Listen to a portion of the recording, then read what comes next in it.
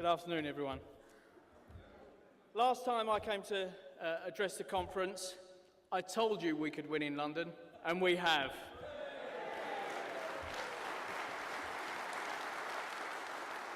And I say we because it was very much a team effort. My branch rallied round. I had people helping me from across London and indeed neighbouring branches in Eastern Region, Thurrock, and I thank all those that came out and helped because that is the reason that we won this election, because we put a lot of effort into it. There are two reasons that we won. One is that we are the only party that is telling people the truth.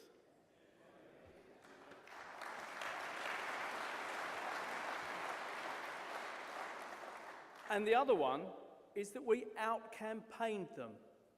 We beat them in the campaign itself. After the first week, speaking to people on the door, I thought we could win. I had a genuine belief I thought we could win.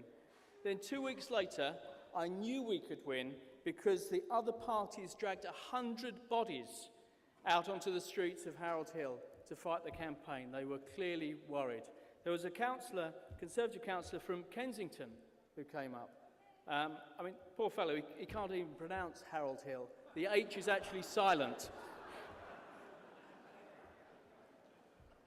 There's been a bit of speculation about whose votes we took. Entering the campaign, it was probably a four-way marginal. But as I say, in a democracy, the votes belong to the people to cast as they wish. We took everybody's votes.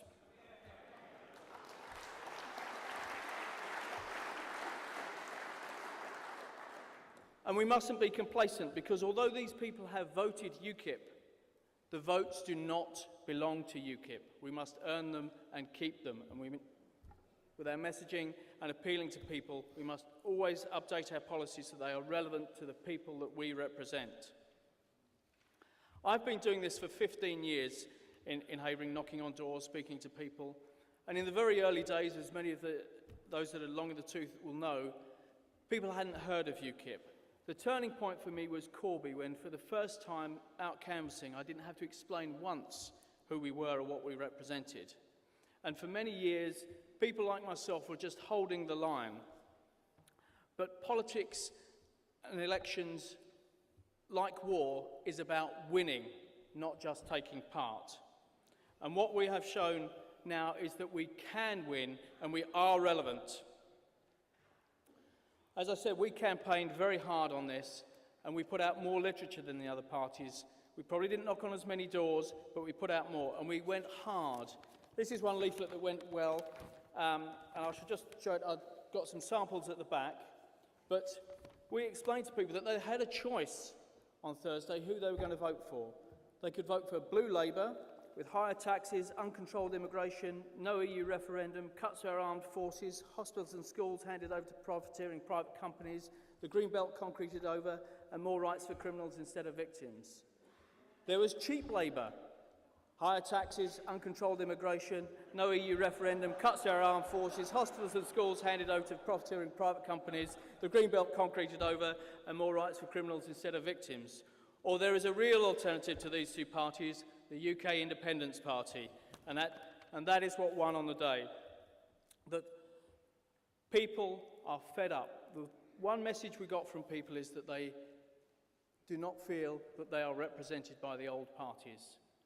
They were absolutely fed up to the high teeth of Conservatives and Labour ignoring them.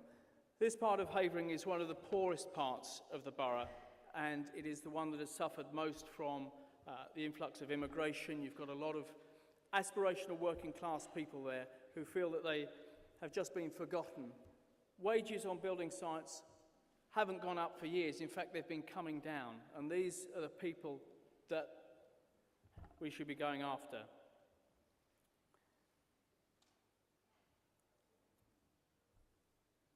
As I say, if we can win in London, then you will win in the rest of the country. Thank you.